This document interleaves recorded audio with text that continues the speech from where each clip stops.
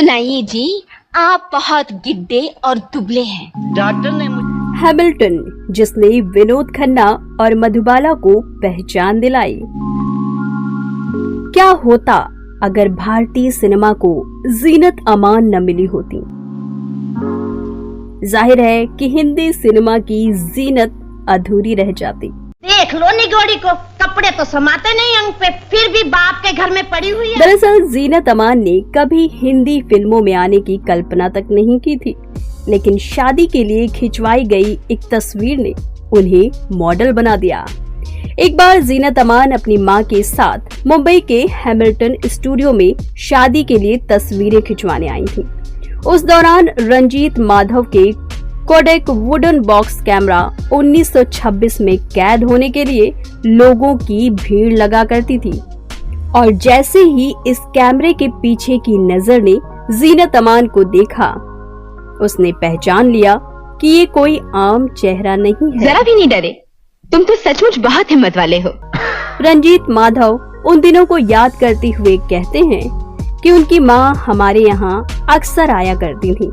वो जब अपनी बेटी जीनत के साथ आई तो मुझे लगा कि उसमें मॉडल बनने के सारे गुण हैं। उस दौरान हम बड़ी बड़ी कंपनियों के लिए कैलेंडर शूट किया करते थे। उनकी माँ को मनाना बेहद मुश्किल था, लेकिन उनके मान जाने के बाद हमने जीनत को कैलेंडर के लिए शूट किया। कई बड़ी एजेंसियों और कंपनियों के लिए फोटो शूट करने वाले हैमिल्टन स्टूडियो ने जहां जीनत को हिंदी सिनेमा की जीनत बनाया, वहीं और भी कई अदाकाराएं थीं जिन्होंने इस स्टूडियो में आकर मॉडलिंग की थी।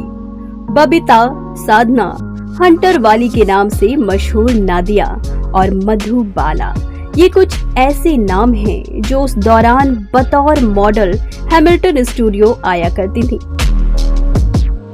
रंजीत माधव बताते हैं कि हमारे पास एजेंसी उन्हें भेजती थी और जो हमें खूबसूरत लगती हम उन्हें कैलेंडर के लिए शूट कर लिया करते थे। वो कहते हैं कि ये सभी लड़कियां बाद में जाकर हीरोइन बनी। कहा जाए तो हैमिल्टन ने इन सब को पहचान दिलाई है।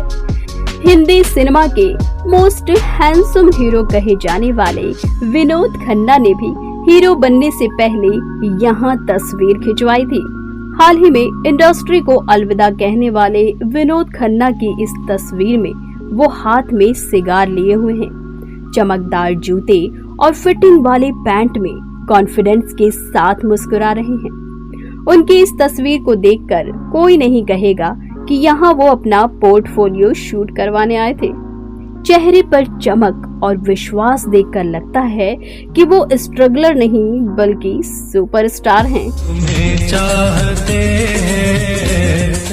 रंजीत माधव की तबीयत खराब होने के कारण बीते 3 साल स्टूडियो उनकी बेटी अजीता संभाल रही हैं। यहाँ लगी हर तस्वीर से जुड़ी कहानी उन्होंने अपने पिता से सुनी है। अजीता बताती हैं कि पापा को फोटोग्राफी का शौक था।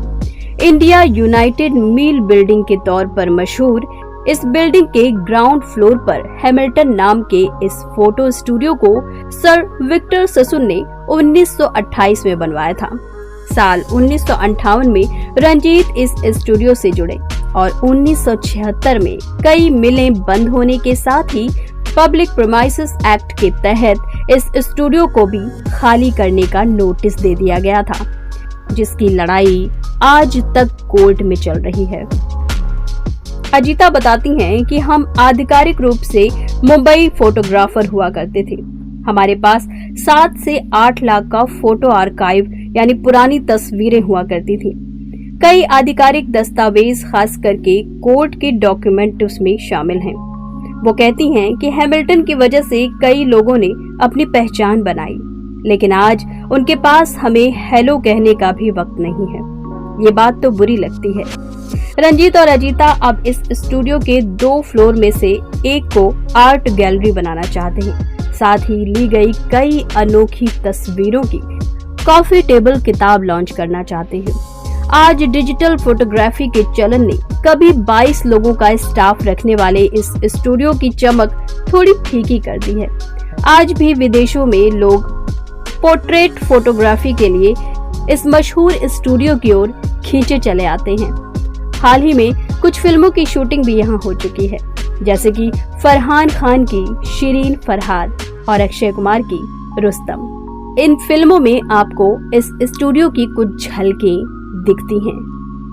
रंजीत और अजीता को बस एक ही बात सताती है कि कई लोगों को उनकी पहचान दिलाने वाला ये स्टूडियो आज खुद की पहचान गुम होने की लड़ाई लड़ रहा है।